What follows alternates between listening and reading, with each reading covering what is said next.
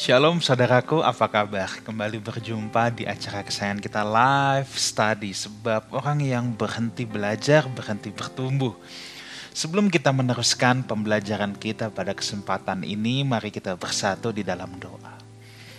Bapa Sorgawi, berbicaralah kepada masing-masing kami pada kesempatan ini.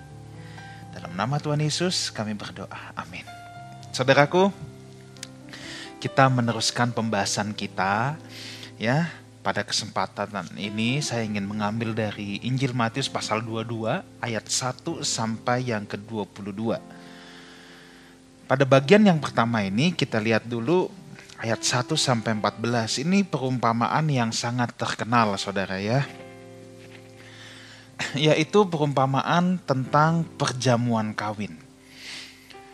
Saya mungkin tidak bisa membacakan ya ayat 1 sampai 14, terlalu banyak nanti waktu kita habis untuk baca ayat. Jadi kalau saudara di rumah menyaksikan ini, saya minta saudara pause dulu dan saudara membaca sendiri ya ayat 1 sampai 14. Saudara harus baca kalau saudara belum pernah membaca kisah ini. Intinya ada seorang raja yang ingin mengundang orang-orang tamu-tamu undangan untuk menghadiri pesta yang digelarnya. Tetapi tamu-tamu undangannya sibuk sendiri dengan berbagai alasan. Mereka berkata, aku tidak bisa datang. Entah ada yang sibuk ini, sibuk itu, sibuk ini, sibuk itu. Tapi pokoknya semua pada gak bisa datang. Akhirnya sang raja memutuskan untuk, oke, kumpulkan orang-orang yang di persimpangan jalan, yang sebenarnya bukan undangan. Lalu diundang datang ke pesta itu. Apa yang terjadi? Saudara, tamu-tamu undangan ini tidak mempersiapkan diri. Mereka tidak mengenakan pakaian pesta. Dan akhirnya raja ini murka dan ngamuk kepada orang-orang yang diundang, yang datang, maksud saya, yang diundang dan datang tetapi tidak mengenakan pakaian pesta. Apa yang hendak Alkitab firman Tuhan hendak sampaikan kepada kita lewat perumpamaan tentang perjamuan kawin? Orang-orang yang diundang tetapi tidak mau datang adalah bangsa Israel atau orang-orang Yahudi. Itulah bangsa pilihan yang seharusnya sejak semula bahwa mereka adalah orang-orang yang dipilih Tuhan. Itu seperti penerima undangan. Itu sebabnya dalam Yohanes 1 ayat 11 dinyatakan bahwa ia datang kepada milik kepunyaannya. Siapa? Israel, orang Yahudi. Tetapi milik kepunyaannya itu tidak menerimanya. Israel adalah penerima undangan pesta. Tetapi mereka memilih sibuk sendiri dengan urusan mereka dan memutuskan untuk tidak datang kepada undangan itu. Atau tidak datang kepada pesta itu. Nah, sedangkan ayat 9 dan 10. Saya akan bacakan. Sebab itu pergilah ke persimpangan-persimpangan jalan dan undanglah setiap orang yang kamu jumpai di sana ke perjamuan kawin. Maka pergilah hamba-hamba itu dan mereka mengumpulkan semua orang yang dijumpainya di jalan-jalan, orang-orang jahat dan orang-orang baik. Sehingga penuhlah ruangan perjamuan kawin itu dengan tamu. Orang-orang di persimpangan jalan adalah bangsa lain selain Israel. Saudara dan saya, bangsa-bangsa non-Yahudi. Hal ini hendak menggambarkan bahwa keselamatan juga diberikan kepada orang-orang non-Israel. Inilah yang sejatinya dimaksudkan dengan berkat Abraham. Olehmu seluruh bangsa mendapat berkat. Maksudnya apa?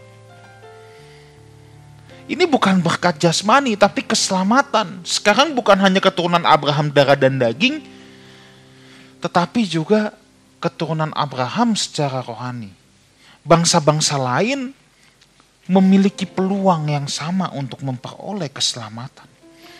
Jadi semua orang mendapatkan kesempatan untuk datang ke pesta itu. Itu intinya. Yang tadinya diundang gak mau datang, oke. Sekarang semua orang punya kesempatan. Ironisnya di ayat yang ke-12, ia berkata kepadanya, "Hai saudara-saudara, bagaimana engkau masuk kemari dengan tidak mengenakan pakaian pesta?" Tapi tamu-tamu undangan tidak memakai pakaian pesta. Dan akhirnya diusir dari pesta tersebut. Nah, pelajaran yang kita petik saudara, ada 3 hal di sini ya. Yang pertama, status umat pilihan atau sekedar menerima undangan itu bukan jaminan. Ingat itu saudara. Itu bukan jaminan. Status umat pilihan diibaratkan sebagai penerima undangan. Orang-orang yang menerima undangan. Kalau bangsa Israel dengan begitu pongahnya, mereka berpikir bahwa hanya mereka umat pilihan Allah, yang lain bangsa kafir. Kalau kita mau jujur saudara, hari-hari ini juga orang Kristen bisa pongah akan hal ini. Merasa diri mereka umat pilihan dan yang lain tidak. Makanya tidak jarang ketika saya pelayanan, kadang-kadang dari mimbar WL suka berkata, katakan pada sebelah kanan kirimu, kamu umat pilihan. Tapi kita ngerti nggak maksud umat pilihan itu apa? Undangan itu adalah status umat pilihan. Maksudnya pilihan apa? Privilege. Menerima privilege. Undangan itu adalah sebuah privilege. Tetapi kita nggak stop sampai di situ. Oke, privilege bangsa Israel sebagai umat pilihan itu apa? Bangsa Israel diberikan hak istimewa untuk boleh mengenal Elohim Yahweh sebagai satu-satunya Allah yang benar. Bangsa Israel diberikan privilege boleh menerima Taurat. Bangsa Yahudi diberikan privilege bahwa Mesias akan lahir dari keturunan mereka. Tetapi apakah bangsa Israel otomatis bisa diterima? Tidak, saudara. Alkitab berkata dalam kitab Korintus, semua mereka dibinasakan di padang gurun. Atau fakta membuktikan bahwa sekalipun mereka dipilih keluar dari Mesir, ya, yang masuk ke tanah perjanjian hanya Yosua dan Kaleb. Rupanya status umat pilihan, privilege itu tidak menjamin, saudara. Maka hal yang pertama, status umat pilihan adalah penerima undangan. Kalau saudara dan saya juga umat pilihan, maksudnya apa? Iya, kita umat pilihan. Buktinya apa? Saudara bisa mendengarkan Injil, saudara bisa kenal Alkitab. Kalau saudara bukan umat pilihan, saudara nggak bisa kenal Alkitab. Karena saudara dan saya umat pilihan, makanya kita mengenal Alkitab. Kita punya hak istimewa, kita punya Injil, kita punya penebusan, kita diberikan Roh Kudus. Kita punya salib. Kalau saudara hidup di zaman 500 tahun sebelum Masehi aja, kita nggak punya salib, kita nggak punya Injil. Atau saudara terlahir di pegunungan pedalaman yang belum tersentuh oleh Injil, kita nggak tahu Injil. Prototipenya aja nggak ada, gimana kita bisa tahu bagaimana harus hidup sebagai umat Allah? Contohnya aja nggak ada. Maka penerima undangan atau orang pilihan ini bukan jaminan. Kita tidak bisa melakukan apapun, ya. Kita tidak bisa melakukan apapun untuk menerima undangan itu. Undangan itu serta-merta datang aja kepada kita. Itulah sebabnya dikatakan sebagai privilege. Saudara kan nggak mikir atau nggak bisa milih untuk lahir di zaman sekarang boleh menerima Injil. Kita nggak bisa milih itu. Ini adalah privilege. Nah, pelajaran yang kedua, privilege atau hak istimewa itu tidak menjadi otomatis bisa diterima di pesta. Orang terima undangan, nggak jaminan loh dia diterima di pesta itu. Kalau bangsa Israel terima undangan tapi nggak mau datang, iya nggak bisa ikut dalam pesta itu. Ada orang yang terima undangan, yang ayat 9-10 tadi. Datang ke pesta, tapi tidak mempersiapkan diri. Tuh, sama aja, tidak diterima juga. Jadi pelajaran pertama tadi, status umat pilihan atau penerima undangan tidak menjamin. Jadi saudara harus paham dulu itu. Umat pilihan bangsa Israel artinya mereka diberikan Taurat. Yesus lahir dari keturunan mereka. Yesus tidak lahir dari keturunan Jet Li, Wang Fei Hung. Enggak. Tapi kalau umat pilihan kita, artinya kita dapat kesempatan menerima Injil, mendengar Injil, karya penebusan, Roh Kudus, salib.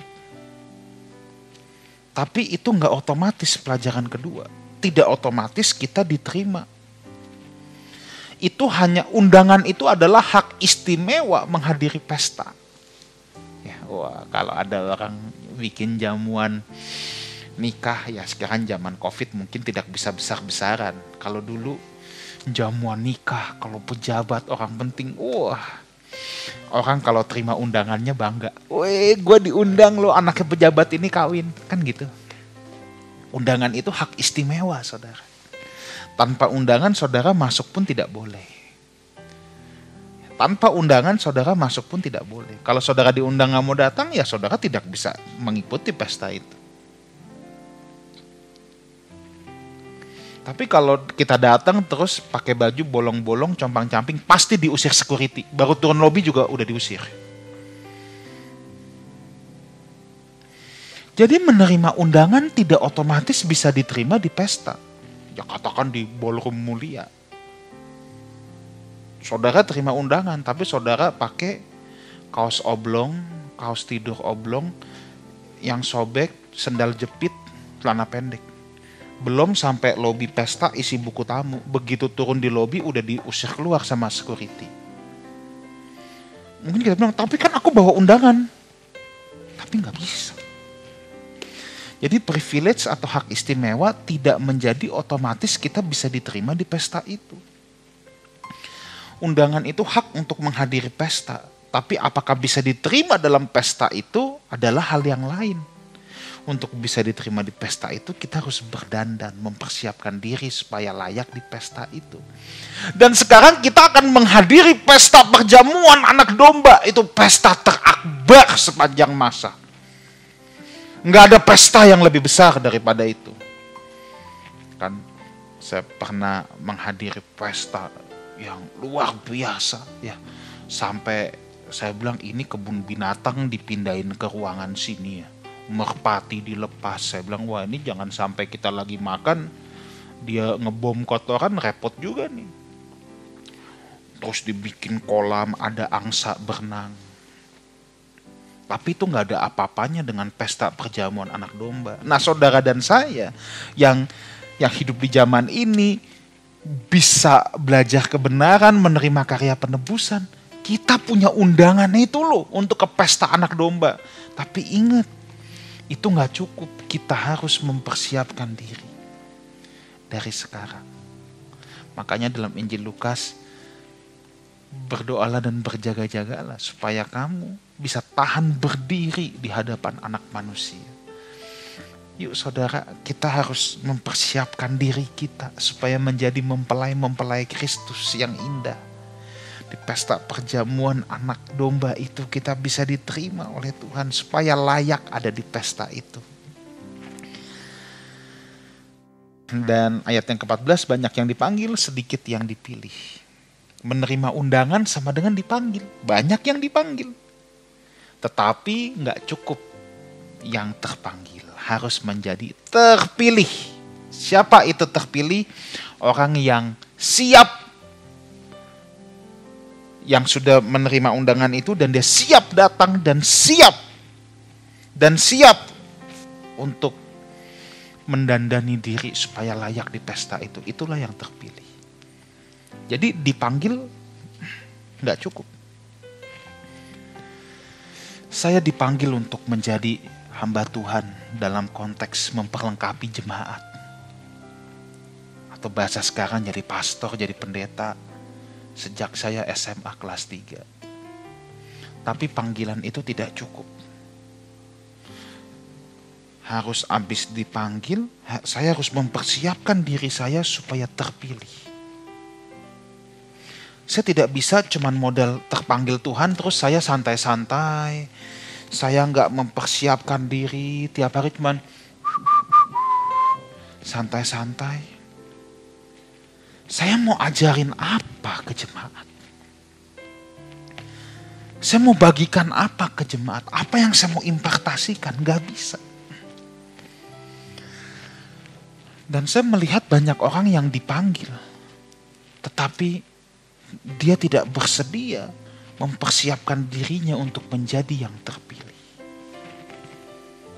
Dipanggil, kita tidak bisa melakukan hal apapun supaya kita dipanggil. Tapi supaya menjadi terpilih ini tanggung jawab kita, saudara. Dan saya mau mengajak setiap saudara untuk meresponi panggilan ini. Jangan sia-siakan. Kalau saudara bisa menerima undangan ini, haleluya buat itu. Tapi undangan ini akan jadi gak ada artinya kalau kita tidak mempersiapkan diri. Buktikan bahwa kita menghargai korban Tuhan Yesus di atas kayu salib dengan cara kita yang mempersiapkan diri kita. Makanya saudara, yuk saya mau ajak terus saudara, kita memperbaiki diri, hidup benar di hadapan Tuhan ya. Kalau yang suami istri jangan dikit-dikit bertengkar. Banyak mengalah, belajar memahami satu sama lain. Ya. Jangan dikit-dikit gua ceraiin lo. Emang laki brengsek. Emang bini brengsek. Jangan saudara, itu melukai hati Tuhan. Kita harus sama-sama mempersiapkan diri untuk menjadi pengantin-pengantinnya yang layak masuk dalam perjamuan itu. Di bagian kedua ayat 15-22, kemudian pergilah orang-orang Farisi, mereka berunding bagaimana mereka dapat menjerat Yesus dengan pertanyaan. Lalu mereka menyuruh murid-murid mereka bersama-sama dengan orang-orang Herodian bertanya kepadanya, "Guru, kami tahu engkau adalah seorang yang jujur mengajar jalan Allah dan engkau tidak takut kepada siapapun juga sebab engkau tidak mencari muka. Katakanlah kepada kami pendapatmu. Apakah diperbolehkan membayar pajak kepada kaisar atau tidak?" Tetapi Yesus mengetahui kejahatan hati mereka, lalu berkata, "Mengapa kamu mencobai aku, hai orang-orang munafik? Tunjukkan kepadaku mata uang untuk pajak itu." Mereka membawa suatu dinar kepadanya, maka ia bertanya kepada mereka, "Gambar dan tulisan siapakah ini?" Jawab mereka, "Gambar dan tulisan kaisar." Lalu kata Yesus kepada mereka, "Berikanlah kepada kaisar apa yang wajib kamu berikan kepada kaisar, dan kepada Allah apa yang wajib kamu berikan kepada Allah." Mendengar hal itu, heranlah mereka dan meninggalkan Yesus pergi. Saudara, kita lihat di ayat yang ke-16, 15-16, orang Farisi itu berunding untuk menjebak. Ya. Memang ayat 16 Yesus dipuji-puji. Lihat betapa munafiknya pola mereka. Mereka memuji-muji untuk menjatuhkan. Jangan sampai kita sebagai orang percaya gini. Ini merangkul tapi belakangnya bawa keris buat tusuk. Jangan. Ya. Ada orang-orang yang seperti itu. Halo tapi kerisnya di belakang. Kalau di depan bisa senyum-senyum, haleluya, puji Tuhan. Tapi di belakang keris, siap nusuk. Ini munafik.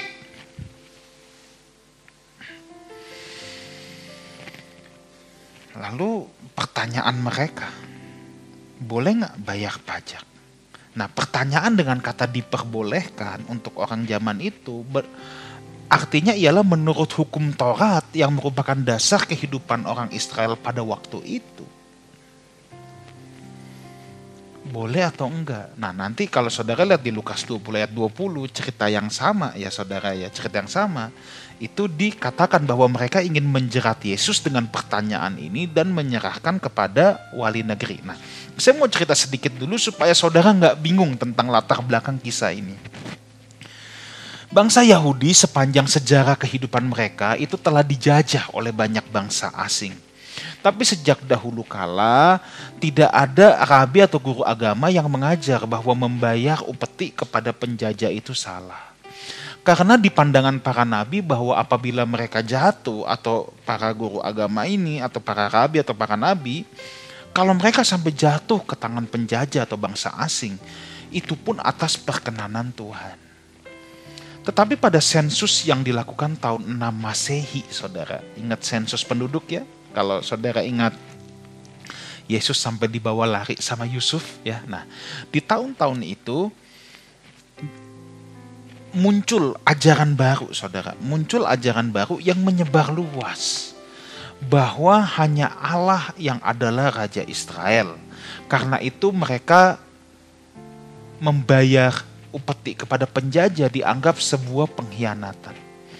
Guru utama yang mengajarkan doktrin baru ini adalah Yudas dari Galilea. Nanti saudara bisa lihat di Kisah Rasul 5 ayat 35. Dia memimpin pemberontakan melawan Roma. Tetapi pemberontakan ini ditumpas.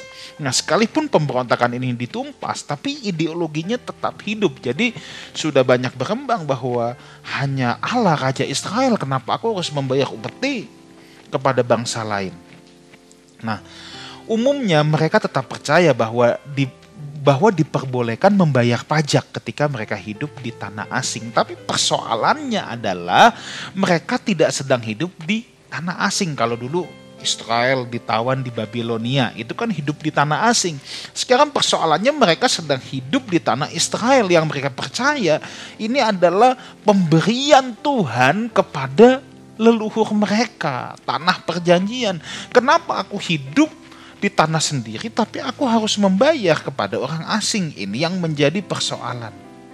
Nah, kalau pertanyaannya seperti ini, orang Yahudi hidup di tanah Allah tapi harus membayar pajak kepada orang asing dari hasil tanah Allah itu. Kalau pertanyaannya dikemas seperti ini, maka jawabannya ya akan tidak, saudara. Nah, Yesus mau dijebak di sini, boleh nggak bayar pajak? Maju kena, mundur kena.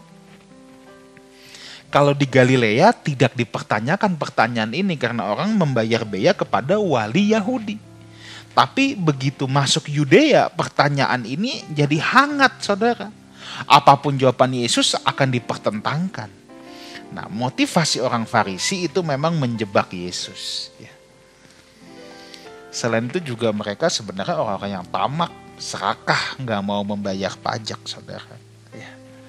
Nah, jadi saudara harus memahami dulu ini latar belakangnya. Jadi ini di pertentangan. Maka jangan aneh kalau beberapa minggu yang lalu ada yang Yesus marah di bait Allah sebab ada meja penukar uang. Bukan meja penukar uangnya yang salah kan, saya udah jelaskan. Tapi karena itu lintah darat, dicas mahal. Nah, kenapa sampai ada meja penukar uang? Karena ini memang di dinaran itu ada gambar kaisar. Sedangkan mereka masa kasih bea ke bait Allah atau kasih persembahan ke bait Allah pakai gambar kaisar? Mereka nggak mau, dia tukerin dulu yang nggak ada gambar kaisar. Nah, jadi ini pertentangan, saudara ya. Tapi Yesus menjawab dengan hikmat luar biasa. Berikanlah menggunakan, nah kata berikanlah itu menggunakan kata kerja memiliki. Dalam arti mengembalikan barang kepada orang yang memiliki barang itu. Makanya Tuhan tanya, itu ada gambar siapa? Gambar kaisar. Berikan apa yang menjadi bagiannya. Kembalikan. Di sini implikasinya sederhana aja, saudara. Sebagai orang percaya, kita diajar taat pemerintah, taat hukum di mana kita tinggal, bayar pajak. Sangat ironis kalau gereja saja keuangan tidak berani terbuka. Sangat ironis kalau gereja saja takut sama pajak. Bahkan ada gereja yang mencaci maki pajak. Kenapa harus takut, saudara? Justru gereja harus menjadi contoh. Harus menjadi contoh. Mari kita menjadi orang-orang yang taat pada pemerintahan. Jangan jadi batu sandungan. Saudaraku, sekian pembelajaran kita pada kesempatan ini. Kiranya Tuhan Yesus menyertai kita semua. Mari kita berdoa. Bapa, hamba-Mu berhenti berbicara. Bersyukur untuk kebenaran-Mu pada kesempatan ini. Terima kasih. Dalam nama Tuhan Yesus kami berdoa. Amin. Saudaraku, jangan lupa ibadah live streaming jam 9 pagi hari Minggu hanya di YouTube channel Lifehouse Community. Dan juga ada We Talk, ya, ada acara We Talk atau Live Talk, acara talk show kita setiap Kamis jam 7 malam secara live juga di YouTube channel Lifehouse Community. Kalau saudara mau renungan harian, itu juga ada di Instagram Lifehouse Community. Ada live message yang saya percaya akan memberkati kita semua. Dan pujian penyembahan Lifehouse Music di channel YouTube.